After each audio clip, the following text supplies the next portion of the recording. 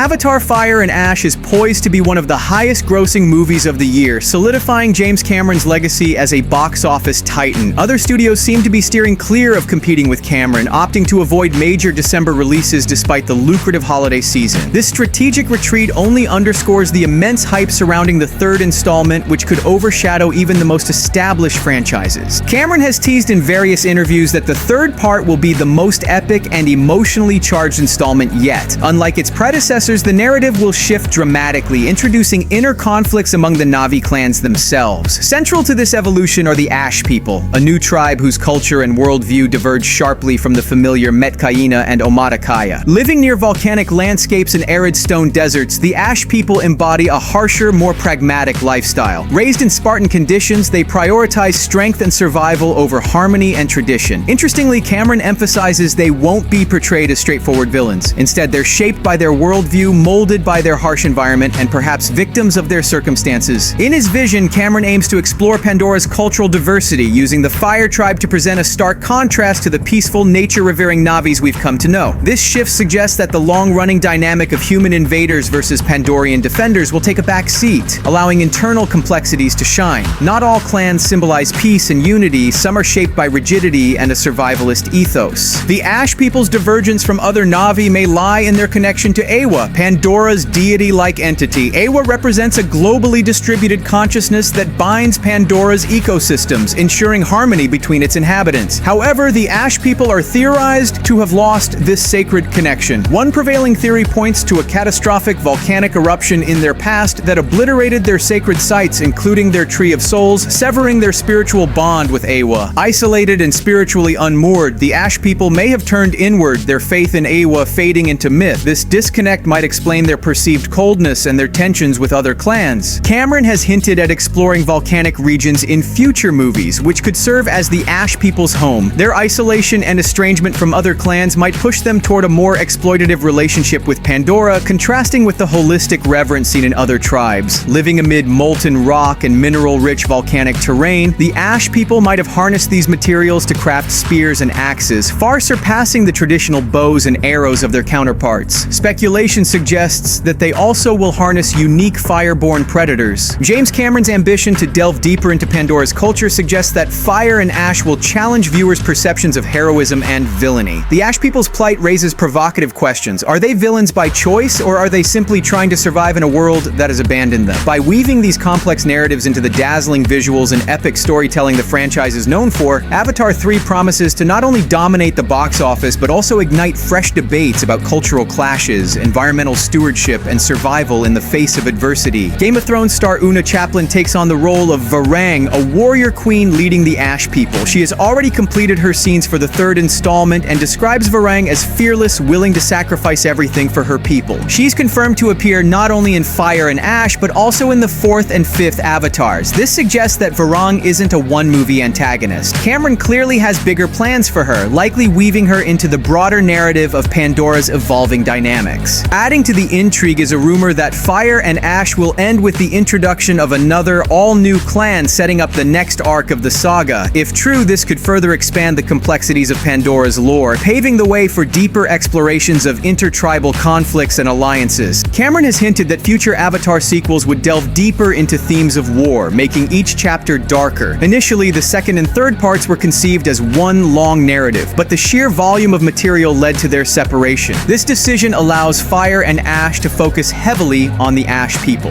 After, there will be a 4-year gap before Avatar 4 releases in 2029. This pause strongly hints at a time jump, likely signaling the conclusion of Neytiri and Jake's arc and the rise of a new generation of protagonists. In The Way of Water, we were introduced to their children, who will play key roles in future. Their growth and maturation will likely shape the direction of the story. Locke is confirmed to be one of the main characters moving forward, with his own monologue scenes emphasizing his development. However, Kiri remains the most enigmatic figure. The daughter of Grace, her origins are shrouded in mystery, but her deep connection with Eywa hints at immense potential. Her unique powers tied to Pandora's whole ecosystem could make her a next trilogy's central character. After Neteyam's death in The Way of Water, Jake and Neytiri's quest for revenge will drive much of Fire and Ash. Their grief and anger will likely fuel tensions with the Ash people, creating a nuanced conflict that transcends the simplistic humans versus Na'vi trope. Overall, the upcoming Avatar promises to expand Pandora's lore, deepen its conflicts, and set the stage for an epic saga that spans generations. With its release on December 19th, it will continue exploring the lives of the Na'vi, their inner struggles, and the ever-evolving balance between tradition and survival. Stay tuned.